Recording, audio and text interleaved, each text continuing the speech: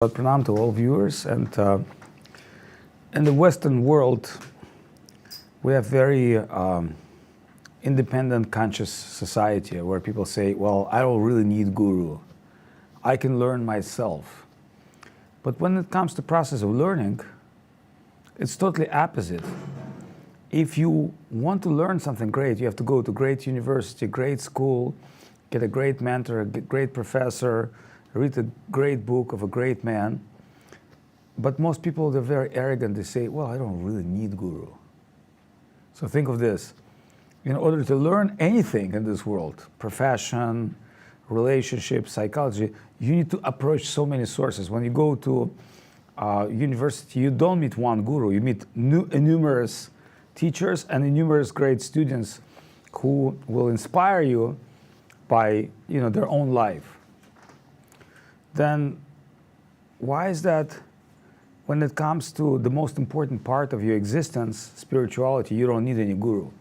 Of course, the Western so-called society been totally messed up by false religion, which meant exclusively to control people. But even if you have, half brain, not full brain, half brain, with little spiritual brain, by entering any religious system, you'll find some jewels. It's not that, Jesus Christ or the great philosophers try to control people. It's the church. It's the management and politicians. So then you can understand those politicians, they dress like spiritual people. But really, why do they dress like spiritual people? Because there were some great spiritual people in every religion that inspired people. So they just fake it that they're like them. They're not. Even they code their slogans, slokas, and code their names. They're not like that because their purpose is very clear: to manipulate people and keep them in ignorance.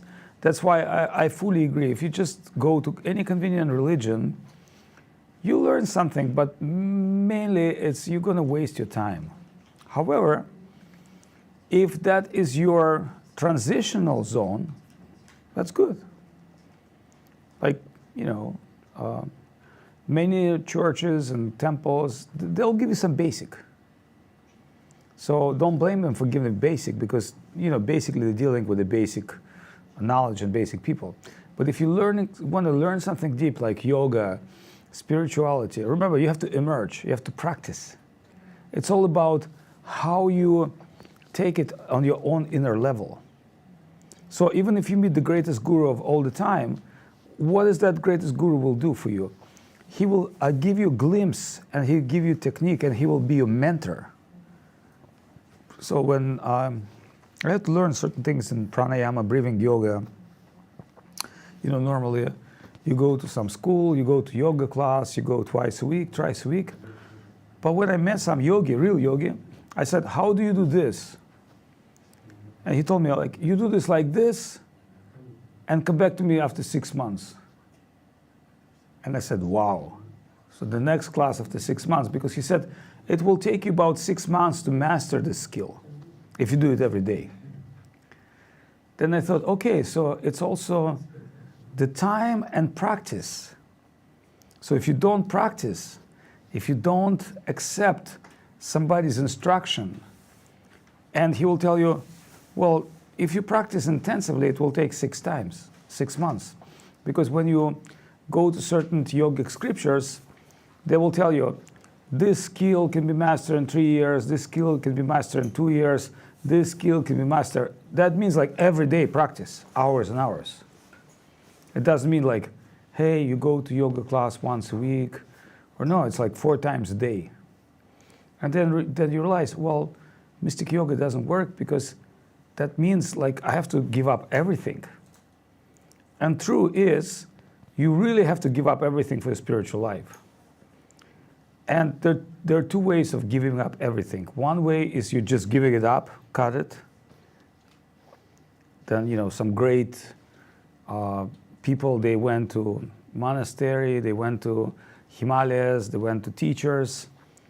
But a lot of those people who tried that, they came back.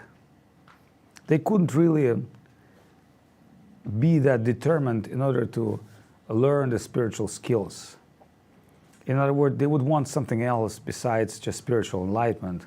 They want family life, or they want some enjoyment, and there were some activity, some business, because not everybody has that same type of nature.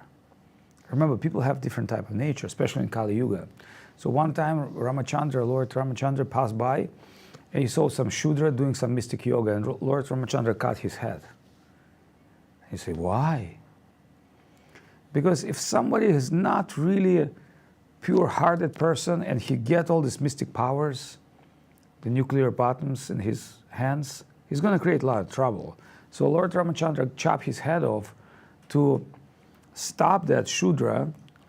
And when we say Shudra, it doesn't mean just like Shudra as like working class. It means like low-class person.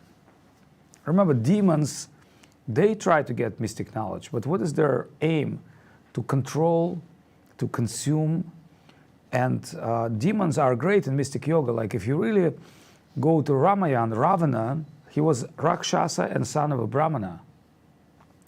He had two. He had Rakshasa, demon DNA, and he had Brahmana DNA, which means like Brahma Rakshas. Brahma Rakshas means very powerful evil, because he's not just Rakshas, he's got some spiritual conscious and knowledge. So until today in India, you can find some books of Ravana.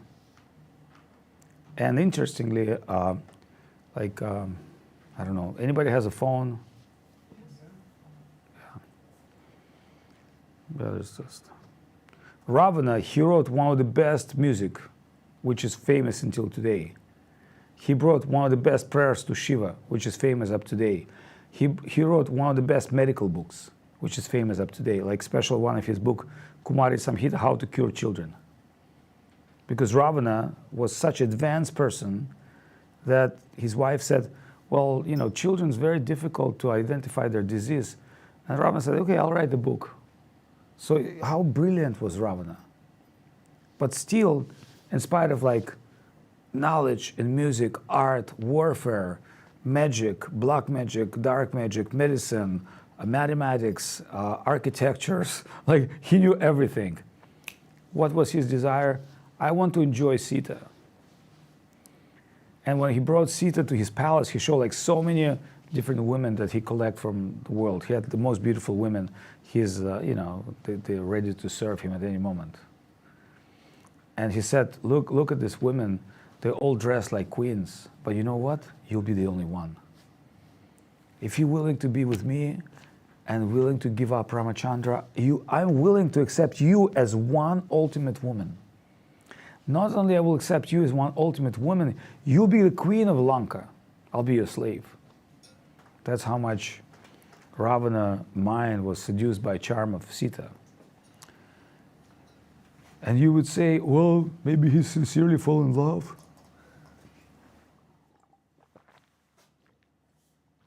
Because if you bring this matter to a modern table, some stupid modern person say, well, 100,000 years ago, this situation feels a little different. In modern world, I think Sita should agree for the good of humanity. And you know, Ravana, he wasn't a bad man. He was actually better than most of the people today. Of this, like, if you really compare Ravana, he's like best of all politicians today. Like no one equal to him. Like, have you ever seen one politician in this world who knew everything about art, politics, mathematics, warfare, creating wonderful books for people, building incredible, you know, remember, the story is this. In previous yugas, evil lived in different planets. So Ravana, he brought Rakshasas from different worlds into the earth. And he assimilated Sri Lanka island. He said that will be our key capital. From this Lanka, we're going to conquer the whole world, and we will conquer also all higher planetary systems. So Ravana's ambition was not just to conquer the world, because like, see the reason why Vishnu came as Rama, because when Ravana did his penance, he did such a great austerity. At a certain point, he took his own head and decided he's cut off and put to Shiva as an offering. He wants to sacrifice himself. Then Shiva said, okay, stop, you don't need to do that. You already fast, you chant all the powerful mantras, you've done, impossible for human. What you've done is impossible. So what is that you want? And Ravana said, I want to take over the world and I want to be invincible. And he said, word invincible doesn't mean much for me. Tell me who is exactly you want to be invincible. He said, okay, I want to be invincible to all the Rakshasas. I want to be invincible all the gods, all the Kinnaras, Gandharvas, the high planetary, all the gods, etc. The only he didn't mention is humans. Because humans so crappy, humans meant from gel, they meant from flesh. Like Ravana, he was so strong, he could kill all humans. Then Vishnu came as a human to fight him. That's a great thing. So Ravana was so great, he had so much power, but Vishnu, Vishnu is very smart. Oh, you didn't mention the human. And remember, in certain avatar, Vishnu come as a boar or a fish. Vishnu has his own amazing way to come and to make his miracle. And some people in Thailand, they know him as Narayana, they know Brahma, people know something somewhere. But really Vishnu, he's incredible. He's got all possible skills. And so when Ravana was slain on the battlefield, then Rama said to Lakshmana, his brother, you go learn from this guy, his guru. And first Lakshmana looked at his brother and said, we just fight with this guy and we defeat the guy, he's evil. But Ramachandra said, well, it does not mean that he's stupid. He's a really great enemy. He's one of the best enemy. Even me as a Vishnu, I had problems to defeat this guy. So, do you think he doesn't not know anything? Try to get wisdom from his very last moment. So Lakshmana said, okay, my brother, or I'll do. So he came to Ravana, and Ravana was dying. He had his 10 heads chopped off, and he was feeling death. So Lakshmana came by his head, stood near his head, and said, oh, my dear Ravana, I'd like to get some lesson from you. And Ravana looked at him, and didn't tell him anything. Then Lakshmana went back to Ram and said, I'm trying to approach this guy, but he's not talking to me. And Rama said, well, really, you didn't approach him properly. If you would come to Guru, would you approach like this from the head, or man, you're dying, give me something? No, you have to come with full respect, with your worship, offer prayer to his feet. Then the Guru will give you the knowledge, even if he's inimical to you. Then Lakshmana said, yes, you're right, I made a mistake. I came to Ravana like this, hey man, what can you tell me? And no communication. So he went by the feet of Lord Ravana and he prayed to him. He said, I'm sorry, I know we caused you so much pain, but you have so much great knowledge. And I believe by leaving this world, you should share some great knowledge with you. So Ravana had very little breath, very little moment to life. And he accepted Lakshman. Because you see Lakshman with respect approaching his feet like a guru, and then Ravana said,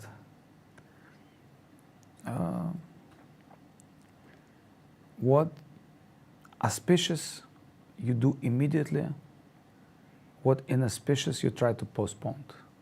And he died. Then Gurudev used to say, Gurudev used to make jokes. He said, I'm always like to follow great demons like Ravana. What auspicious, you do it immediately. Like if you want to do something spiritual, give some donation, prayer, offer, but you also have inauspicious things, like some inauspicious desires.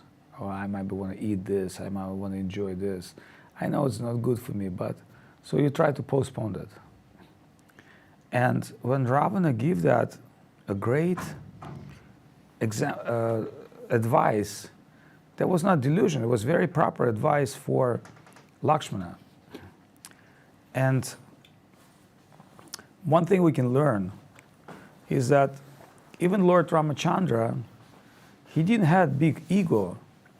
He was very convinced that my enemy I should learn from. He wasn't, don't block him, just sit over here somewhere. He was like very much aware that even the enemy, learn from your enemies. Don't try to be egocentric, thinking like, oh, because that person is my enemy, there's nothing to learn from him. So if you can learn from your enemy, and I can tell you, another story, which is less of a shastric, but it's history. At the time of Roman and Carthaginian war, was great general Gannibal. So what they call Gannibal is cannibal as well. So Gannibal was from Baraka family. Baraka family was great Kshatriya family, and Carthage was built after Dwaraka. Remember, it was seaport with the great ships. So Dwaraka was seaport. So many nations tried to copy this idea to build beautiful seaport.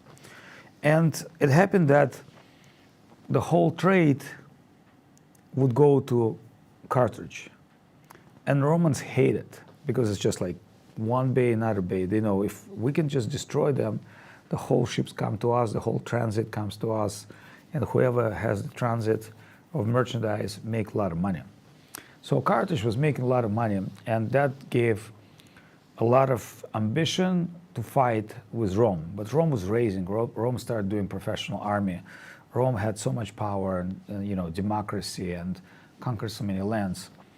But the cannibal father was killed by Romans. So he swore, I will fight Romans all my life. He went to Spain, and Romans knew the mountains very difficult to overcome. And they thought, if Cannibal can go by the bay road, we'll defeat him because we have very strong foreposts, and those roads, they're not meant for big army to sneak into the Rome. So the territory was sealed. But Cannibal was a military genius, and he just realized, if I can just claim mountains, and it's not easy. He had 40 elephants, 40 fighting elephants that had been brought from Africa and trained by Indians. So Cannibal had kind of like Indian generals. He had like international team. And the Romans, they had their own army, but they never fought elephants. So Cannibal also, brought on his side Lusitanians and all other tribes of South Hispanic tribes who hate Rome.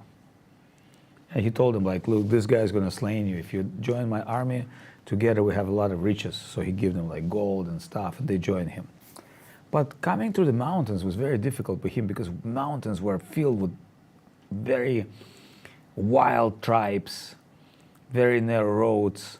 And these wild tribes, they could not realize the power of Cannibal army, but they still try to attack Cannibal from the mountains and rob and kill his people and steal his supplies. They were really crazy. So Cannibal had big problems going through with his elephants to the mountains. He lost about 25% of his army just in that move, fighting with locals. But the end of his military campaign was so great, he's got behind the back of the Rome, where Rome would not expect him.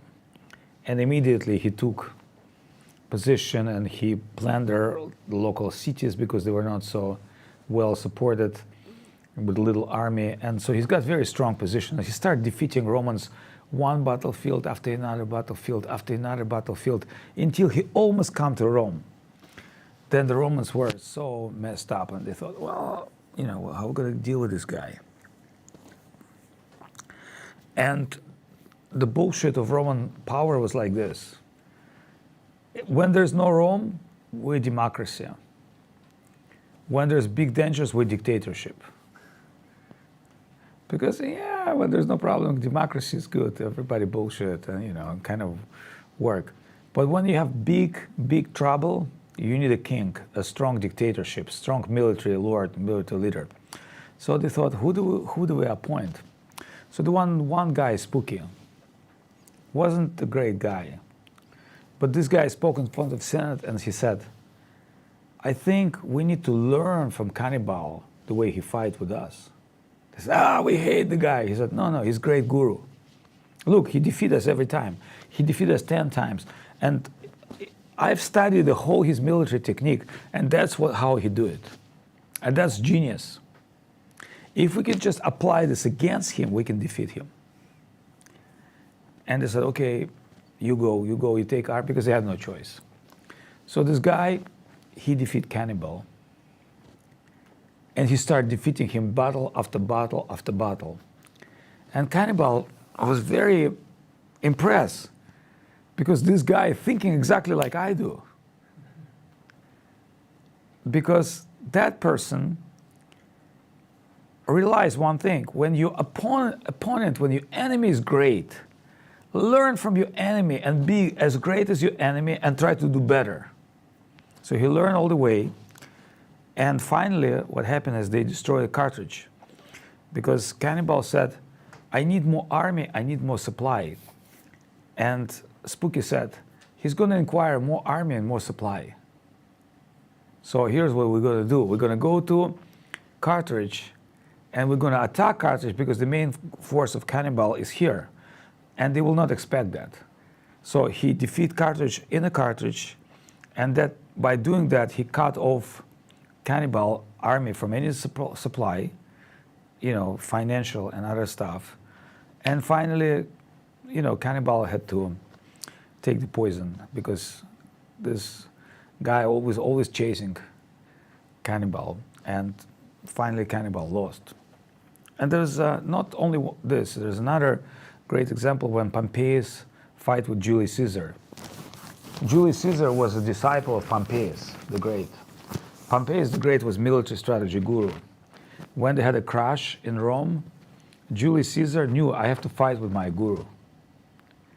So they had the same army, almost the same, and they knew, like, I've learned from you, like, you're my guru. So they knew exactly what's going to happen if they crash. And as a great military strategist, they understand, if we just fight without advantage, even if we win, let's say my army 20,000 people, his army 20,000 people. If we crash on battlefields, that means most likely we're going to lose 70% of both armies, which means nobody win. But the most important one is after losing that, we're going to lose will and enthusiasm of our soldiers. No soldiers like to go die. Every soldier come to battlefield with hope of win. So the general business is to provide soldier field of winning, at least feeling of winning, which means like, hey, we have advantage, we're on a hill, we're going to do this, we have a special tactic. Then soldiers say, yeah, we're gonna kick this ass. And that happens in Roman army many times, when the great small Roman army would win hundreds of thousands of barbarians, but just be using brain and fighting together. So the reason I'm telling you all these things, because my spare time, when I was younger, I've studied the history and military warfare, and what it tells that in life, adaptability of learning things, it becomes #1 advantage of moving in the world. And the smart guy learning from his enemy and he's learning from his competitors. That's why competitors are so great, because they teach you. They make you move. So all these things require that even if you see somebody is in quite negative, even opposition of you, but he's your guru, you should try to learn from him and see what good he does and try to do better. And don't hesitate to copy somebody. Remember, you have to fake it unless you make it. So fake it means like, okay, these people do like this. Okay, we'll also try. And I try and I become experienced. So these are the great spiritual suggestions, which come from not only Vedas, it comes from life. which really means for us that our life is about learning, and learning from most even undesirable sources. Remember, success, as they say in army, success has no judgment. Like how you came to success, you're not going to be judged. How you win your battlefield, because winners are not being sued. But winners means learn strategy, learn the way, understand how things work, and try to apply in your best possible way. And this is general idea about principle of guru. So those people who say like, I don't really need guru, I don't need mentor, I'm so great, I'm so brave, I'm so smart. But like in America we say, oh, you're so smart, why are you so poor? Means your knowledge is need to be converted into something. Spiritual, material, whatever you're trying to convert your knowledge. If you're a knowledgeable guy in health, but you are not healthier, that means your great knowledge is not really serving yourself. If you understand about business, but you have no money, that means there's something wrong with you. Although it does not mean that somebody might be a great business teacher, he may not be the great businessman. Or somebody may be not the healthiest guy, but he can be a great health coach. But really meaning that whatever the knowledges you have, it has to become Vigyan, the experience of your own self. That's why I said, yeah, there are many people who teach yoga and they do fine. But to me, it's not yoga, it's just physical culture. It's exercise. It's not really yoga. Yeah, that's great for the sake of exercise. But, yoga has a little deeper understanding for me. Like, I don't take yoga as being physical, or I then take chanting of Hare Krishna as being musical. If somebody think, oh, we're doing kirtan, wonderful music, I say, yeah, it's music that might be wonderful, but your mantra has no power, it has no meaning. Your chanting is superficial. Yeah, you might be great athlete, and you have very great body, and you can do all the stretches and stuff, but it doesn't seem you can fly with that. You know what I mean? Like, yeah, on that gross level, you might be successful, which is fine. But you have to go to the depth of the core. What is the depth of everything?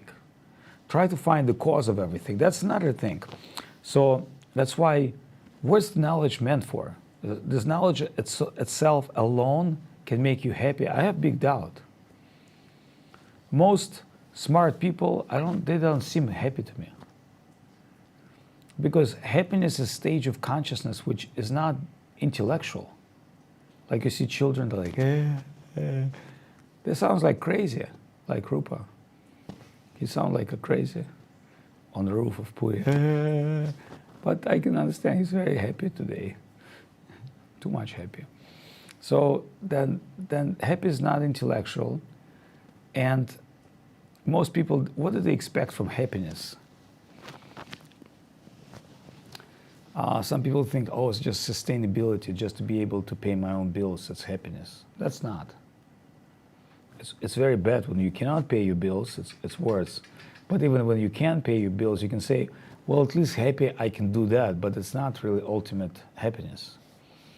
Or some people think, well, I have great relationship. Yeah, that's wonderful. You can have beautiful husband or wife or girlfriend and love someone. And that's wonderful, but that's not really make people internal happiness. So what is happiness is something that you have to experience within yourself, not a pleasure, not a mental stage of mind, not conditions your life in. It's something that you never experience until you go to the level of pure consciousness. And to go to the level of pure consciousness, you have to understand it's endless. And when we say bhakti yoga, remember, Krishna is source of happiness. He's the ultimate happiness. If you in any inch will connect with him, you will experience that great feeling. But why Krishna give you these conditions? Why you're so free in this world? Remember, because it's your own choice. Like we say, this world is screwed up, but we say that's your choice. Every one of us chosen to be part of that screwed up world. Not only be part of that screwed up world, but practically agree, yeah, screwed up world, what can we do? We're going to live with that. So if somebody deeply understands this world, he's not trying to be part of that world, actually. He's trying to be part of outside of that world. It doesn't mean that you reject this world. You have to deal with that world. But your understanding would be, no, I'm not part of this material environment. That's why I never consider myself part of any political group. Because I know even in the best ideal society, people still need to be Krishna conscious and self-realize. And we can understand so-called ideal society, normally it neglects spirituality. In previous ages, yes, like, there were spiritual cultures. But in modern society, as more society advances, it's more materialistic. Like if you go to Sweden or Finland, religious people considered to be those who have problems. Like, in Sweden they tell you, oh yeah, this person going to church because he has mental problems or life problems. Normal people don't need to God. Like, if I'm doing my professional job, if I'm making money, I have my family, why do I need God? But if somebody lost his job and lost his relationship, suffering, he might need God for sake of peace. So in the Western world, spirituality, it's not something that you need it. You can easily live your life without spirituality. You can drive car, you can fill your gasoline, you can get a good money, you can go on vacation, you have a nice glass of craft beer, no zdоровья. God's, for the sake, you can go to Thailand, walk in the street of Pattaya, you can see all these beautiful girls and eat exotic fruits, and you can come back to your work, professional work, and you have I go once a year for my little snow country to enjoy myself on the beach of Thailand. That's like it's like going to paradise. But I'm doing my own thing. So as we can understand, most people, they don't feel necessity of spirituality, but there are other extremes where you go to Christian school and you go to religious families, and these people always pray, they pray for food, they pray every moment. They think oh, if I don't pray, there's fear of God. Or you got a bunch of Muslim guys who have little carpet, and but you think, where's happiness, where's love? You won't find happiness and love outside of religion. Inside of religion, you also will not find. So there's only alternative way is Krishna consciousness, because it's meant for you to discover the spiritual bliss that's within you. And not only bliss that's within you, that can be done by yoga, the bliss of relationship with Krishna. Remember, you can play football with Krishna, you can talk to Krishna, you can live in the same world of Krishna. But you say why Krishna? Why I need to Krishna? What about Shiva or Brahma or what about Vishnu? Everybody tells that Vishnu and Krishna are the same. So what's wrong with Vishnu? What's wrong with Shiva? Especially in India, we love Shiva, we love Vishnu. Why do we have to become devotee of Krishna? But Gurudev always would joke and say, can you play football with Shiva? No, you cannot. Can you? But with Krishna, why all Indian women, they love Krishna? Because baby Krishna, baby Krishna stealing the sweets, Krishna's dancing, Krishna is a child playing with animals and people. So you can understand, Krishna is God, has the most fun not being God. For God to be God, there's no fun. It's like when king going to his palace and work as a king with a crown and receiving the ambassadors, that's his job. Being king, that's his position.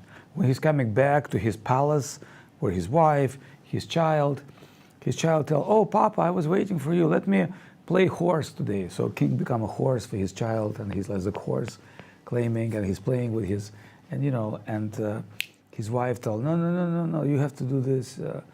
He said hey, I'm running the whole kingdom, but I cannot go against my wife's will. Or I'm a king, but when I see my child, my heart melt, I'm just becoming hoarse for him. That's why Krishna comes as a child, as a lover, and Krishna has established personal relationship with every living entity, which is very important. That remember, we're all parts and particles of God, but God has its own relationship potential with us. And that's something that most people in religion don't understand, and most people in yoga don't understand. They think I just have to hum to some kind of a samadhi bliss, some kind of stage in mind when I don't even exist. That's fine, that's like going to sleep.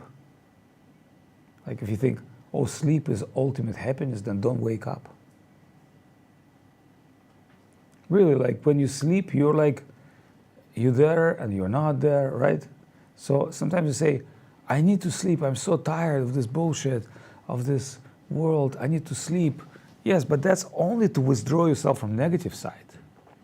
But if on positive side, I tell you, what did you do all weekend? Oh, I just slept.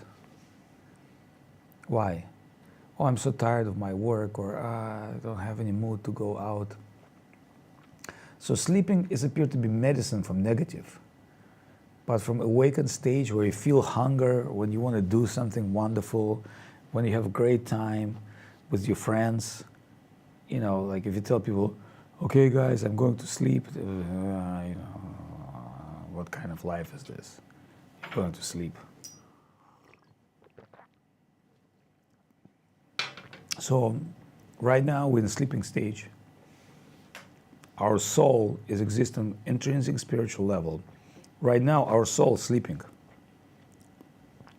Our soul seeing dream. Oh, my name is David, or my name is Rupa, or my name is Devendra. I'm, you know, doing some kind of video production, or I'm doing some kind of a business. This is dream. That's not reality. It's not that dream is not real, but we exist in dream-like stage. And in that dream, we can, in a dream, I saw myself as a big fat Swami dancing with elephants. I saw this and that, but yeah, that, because there's different conditions of dream. There's like scary, ugly dreams. There's like boring dreams. Like every day I wake up, go to work 8 hours, and finally I'm hoping one day I will retire, and I see them stir into like moon or lake. Like when you go to Finland, it's like beautiful nature, and some people just build little house by the nature, and they just go to the nature and they stir nature. Because that's what it is. But that's not what rasa, like festival, dance, self-expression, connection. That's why, you know, like in America or any other country, people like to go to Burning Man festival, Shambhala, take drugs, fly, dance, feel amazing, meet friends, have wonderful experience, and that's what they live for.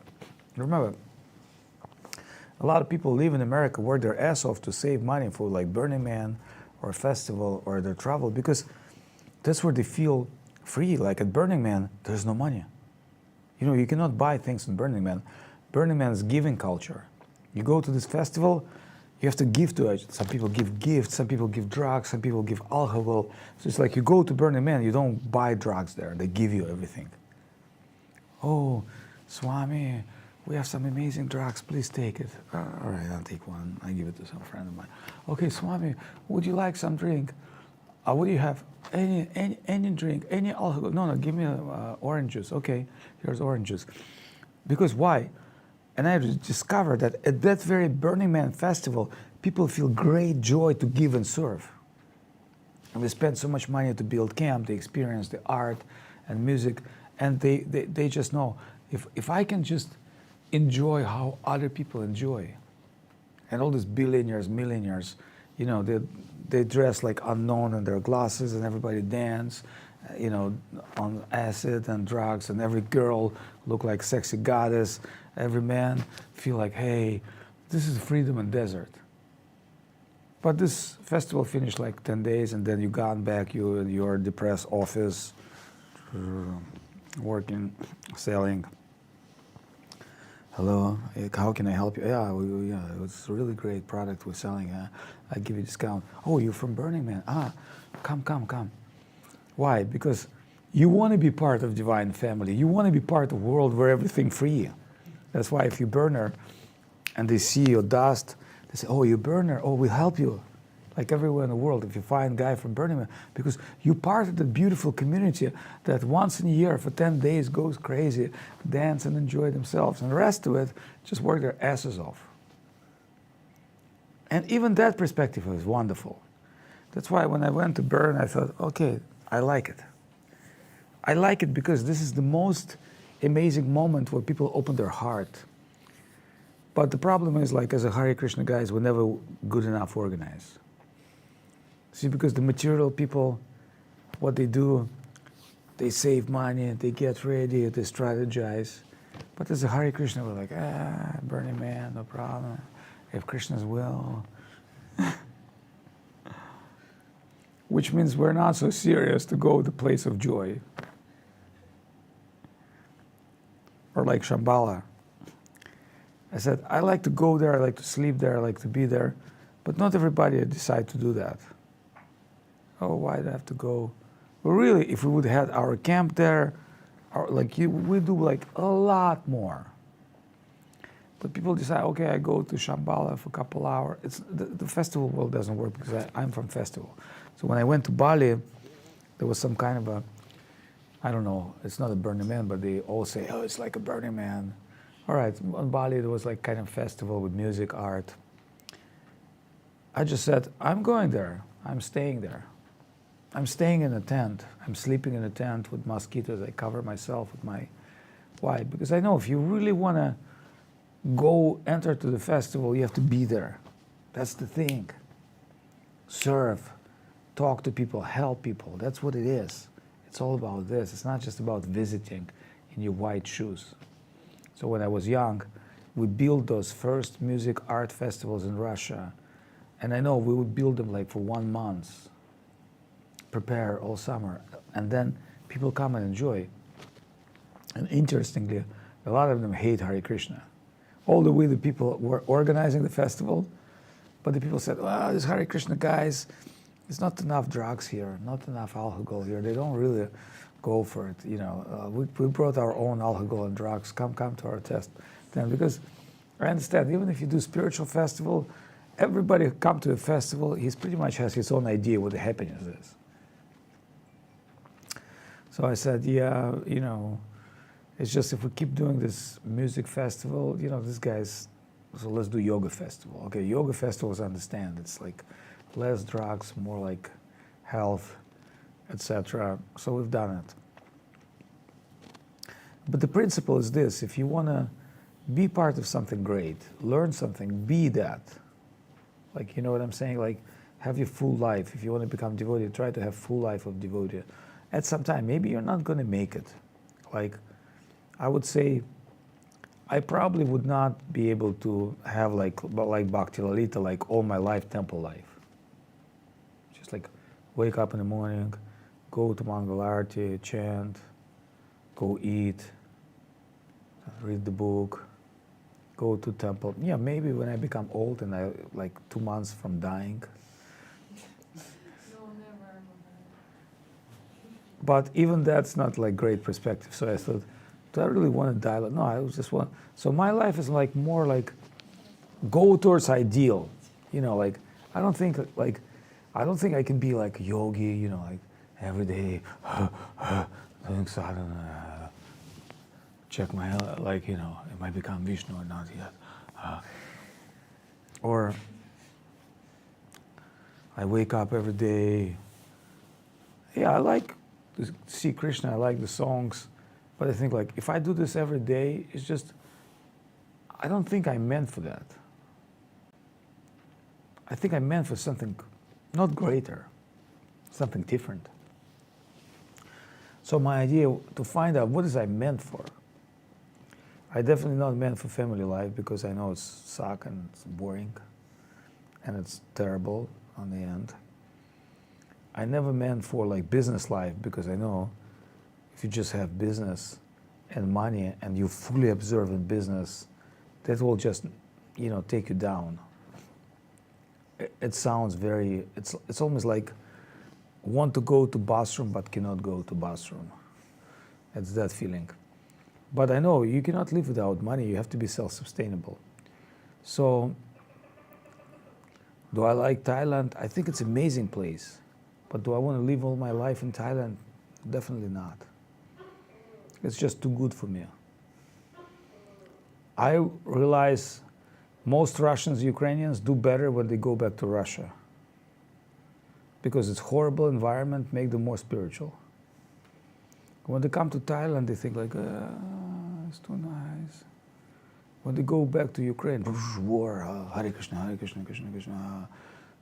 So my understanding is like, or like Indians, not all Indians do very well outside of India. Why?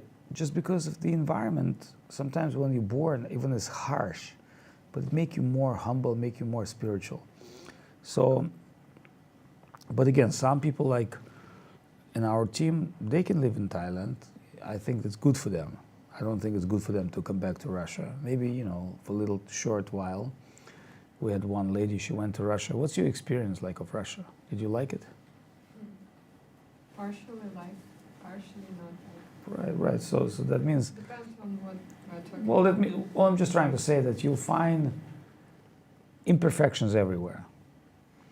But the idea is this, like, what is that you like? So here's what my answer to I want to do something great for Krishna from what I can. I like to offer something great and not less than what I can offer. Because if I can offer $100, why do I have to offer 100 rupees? I need to realize what I can do for Krishna. Then somebody say, well, it's very arrogant. Why Krishna needs you? Krishna is God. He doesn't really care. That's true. But remember, Krishna acts through his devotees. And Krishna using his devotees to promote devotion. Krishna himself not giving devotion. Devotion is property of devotees. Only devotee can give devotion. And that's why it's very obvious that if you go approach Krishna directly, you'll get nothing. Because Krishna is not stupid. He say, Yemi Bhakta Jana Parha. Krishna say, those who are approaching me, I know, they are cheaters. Everybody wants to be close to God. But I'm only see those who are approaching my devotees.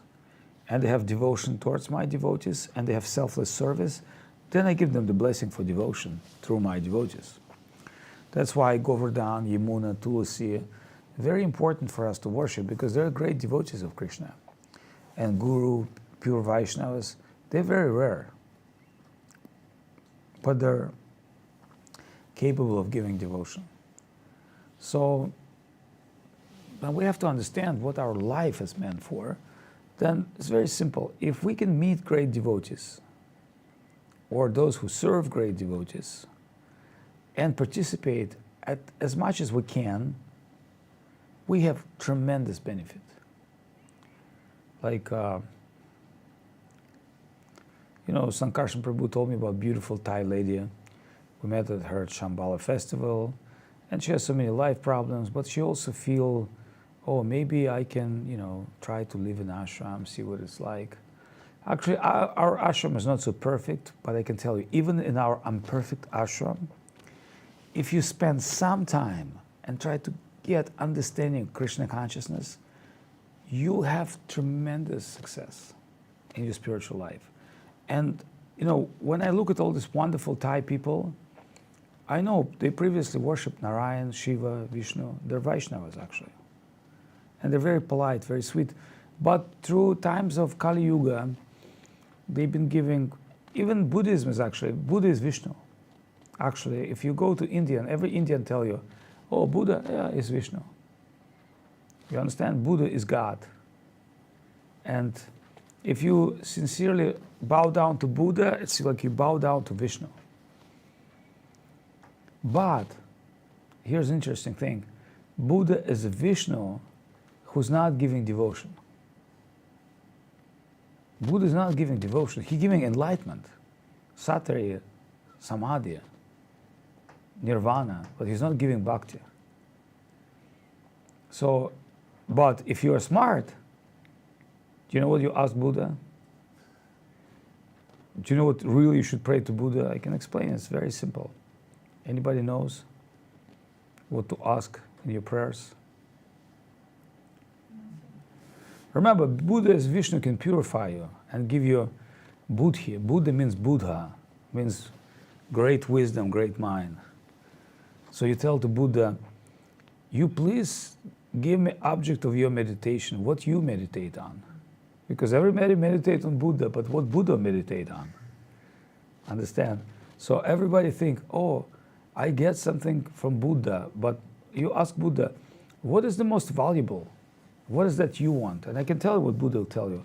Buddha will tell you, there's nothing better than devotion. I always meditate on devotion. There's nothing higher than devotee. That's why Buddha came as a sannyasi. You know, he came as actually a spiritual seeker. And he came to destroy superficial religion. Remember, Buddha had special purpose, to destroy superficial religion. But after that, his religion becomes superficial, because that's what happens. People, just like Jesus, you know, Jesus came for love and compassion, and then Christianity came as a slavery, unfortunately. It's like the biggest religion of slavery. And remember how many people they burn and they crucify just in the name of like, you're not really good guy. Didn't Jesus die for my sin? Yeah, but you know, like it's Jesus. We'll decide to burn you, my friend. It's so funny that things like communism, which like in communism you're supposed to share with everybody, right? But no communist guys share their power with anybody. They always eat much better, and they always like look at the North Korean leader. He's like a fat ass, and he's got all this skinny, zombie-like looking followers. Like I didn't find anyone as fat as him. He's the fattest Korean. He's supposed to be the communism, right? He's supposed, like, you understand? So it's all bullshit in names of communism. It's all bullshit in names of religion, and you can understand it. And the point is, you live in a train of bullshit. You become part of bullshit. But the worst is this: you bullshit yourself, like you're in self-delusion. So that's why one of the important things is spiritual life is stop deluding yourself. And that's not a very pleasant thing, because you understand, like, all my life I just cheat myself, and I still cheat myself.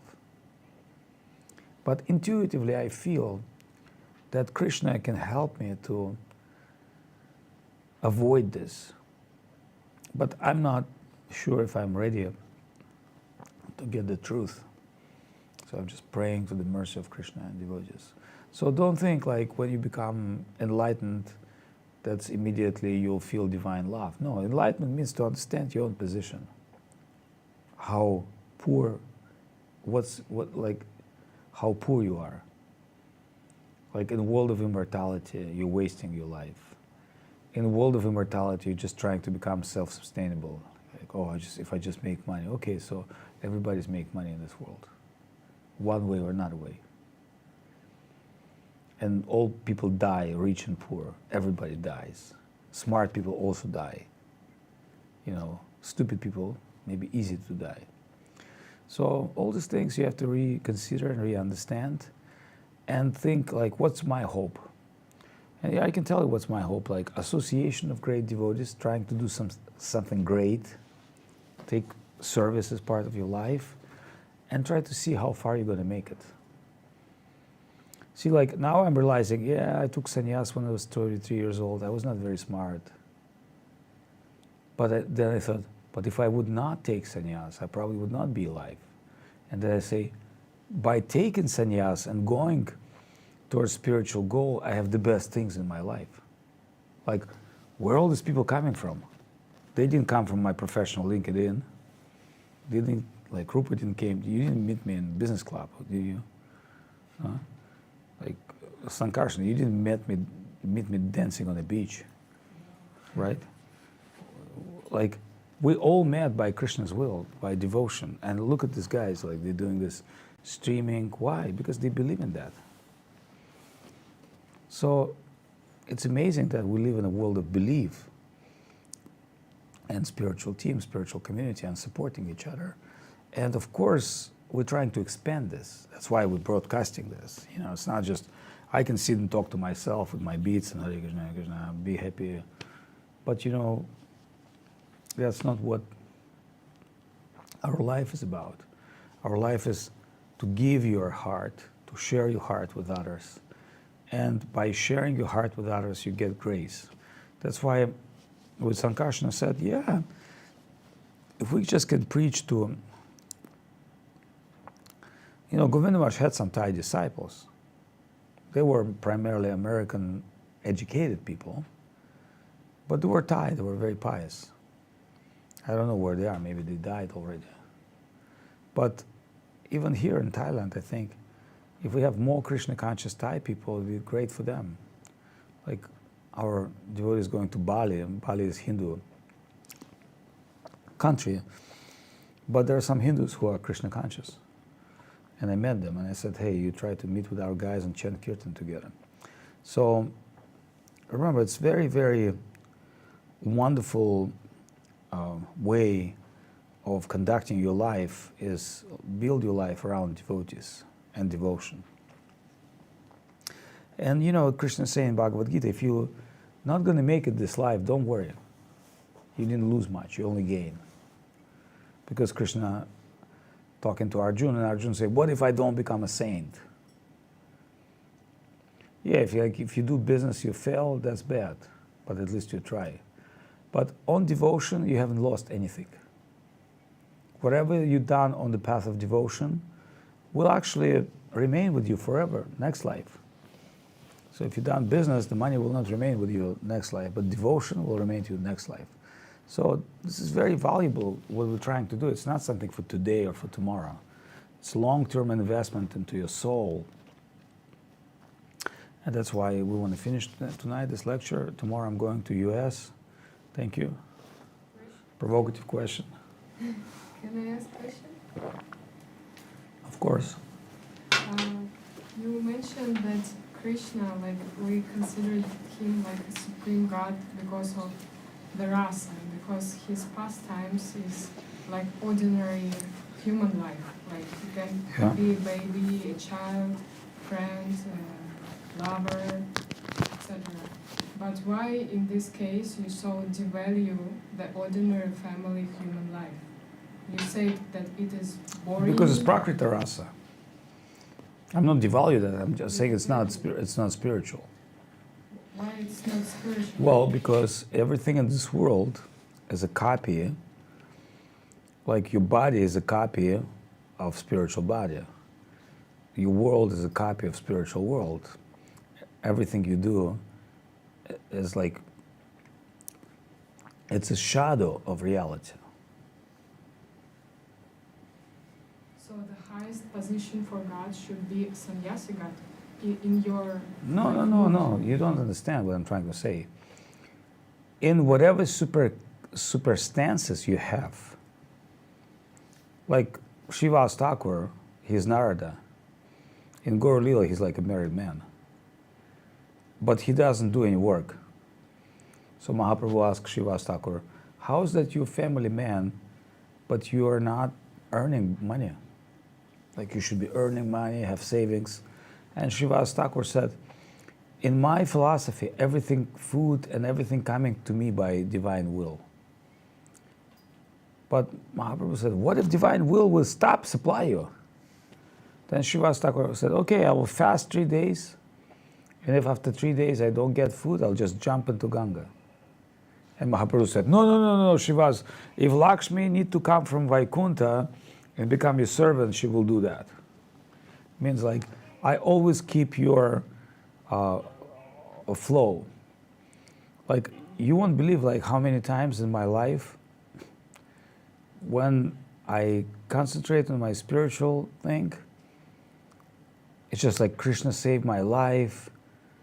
Money came from like, I don't know, like in my life, I can tell you one thing. all my life, my success was like miracle. You know, like I felt a lot of miracles in my life. And I understood these things came to me by wills of Krishna. And I also understand, like, I've lost money and I've lost some business and some things. And I also realize it's by wills of Krishna. So, Hare Krishna Rakike, Rami Krishna Marike. If Krishna kill you, nobody will save you. If Krishna save you, nobody will kill you. That was the story of Kamsa. Kamsa were told he was going to be killed by Krishna. But he tried his best to manage that this is not going to happen. The end of the story, Krishna killed Kamsa. So, I know you have many questions about life from your own perspective. And that's okay, because you always review things from your own perspective. But remember, whatever is relationship between you and Krishna is your personal. It has nothing to do with external things. Yes, you relate to Krishna by devotees, but Krishna has personal relationship with everyone. Although he preferred to deal with through devotion, but Krishna also has personal relationship. And Krishna wants you to love him. You can love your husband, your child, your country. You can love so many things, but why not love Krishna? Appreciate Krishna. Is the love for Krishna is like gopis. Yeah, like gopis in Vrindavan. They marry with other men, but they love Krishna. So they marry women. They come home, they serve their family, they serve their children. But when they want to have Krishna as a child, Brahma stolen the cows and Krishna expand himself to every child and every cup. Why? Because Krishna knew all these wonderful women of Vrindavan want to have me as a child. So let the Brahma steal the cups and childs, and I will copy their child, and I will copy the cup, so that the people of Vrindavan dealing with me don't recognize me as a Krishna, but they think, why is that I love my son more and more and more? Because Krishna took form of his son. Think of this. Isn't that wonderful? Love for devotee is higher than love for Krishna. And these sons of these mothers was the devotee, isn't it? They were devotees, their husbands were devotees, but remember, Krishna arranged himself, I'm just trying, it's very important, the cups and the boys. Krishna himself take divine form of both of them, because the Gopas who live in Vrindavan, they're dealing with cows. They love cows. But think of this, it's not the real cow, it's Krishna. How much they love that cow. And Krishna allowed them to have that feeling towards that cow without knowing that's Krishna. Remember, Krishna is the biggest tricker. He can take different forms. And Vrindavan, that's what he does. So if you follow the idea of the Bhagavad, then you can understand Krishna consciousness. You just have to go deeper.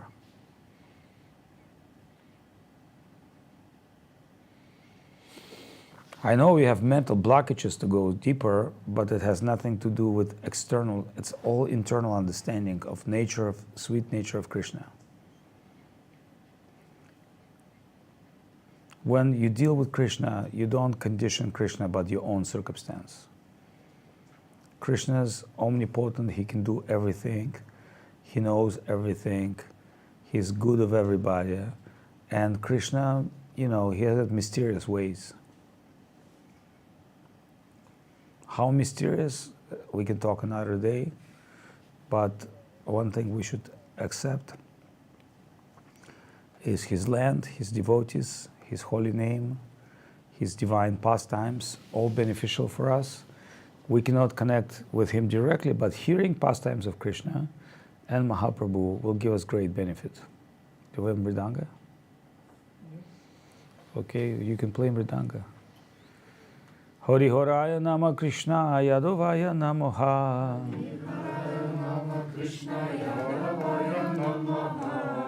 Yaduvaya Madhuvaya Keshvaya Namaha.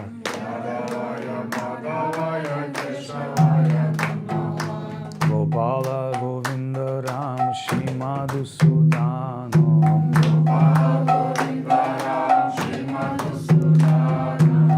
Gopala Govinda Ram Shri Madhusudano.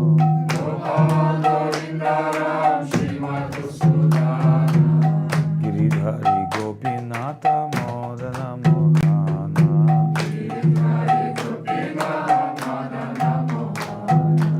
Shri Chaitanya Nityananda Shri Advaita Chandra.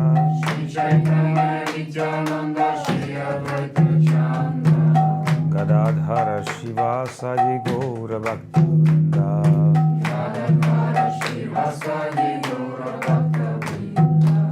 Jwarupa Sanatan Bhakta Raghunatha.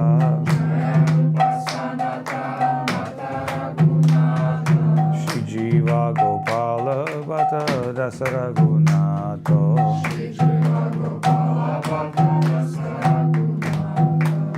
Hey Jai Goshani Kori Charana Vandana.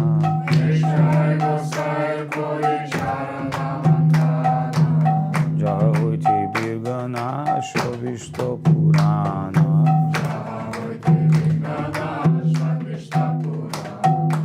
Hey Jai Goshani Jana Munitana Dasa.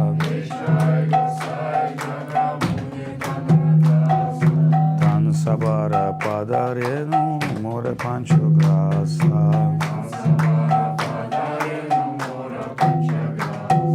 Chandra Charana Sevi Bhakta Sanivasa.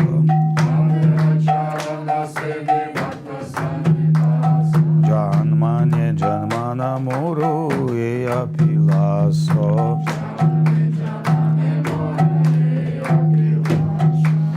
Ananda Bolo Hari Braja Vrindavan.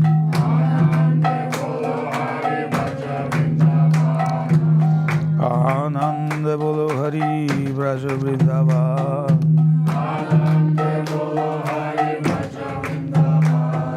Shri Guru Vaishnava Pada Majariyaman.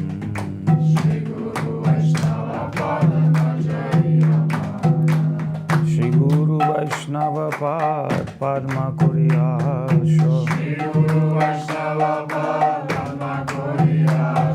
Harinam Sankirtan Kohe Narottama Dasa.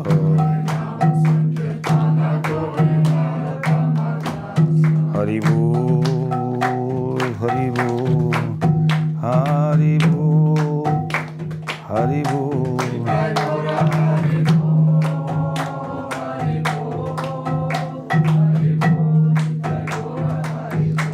Jai Gora Haribol, Haribol, Haribol.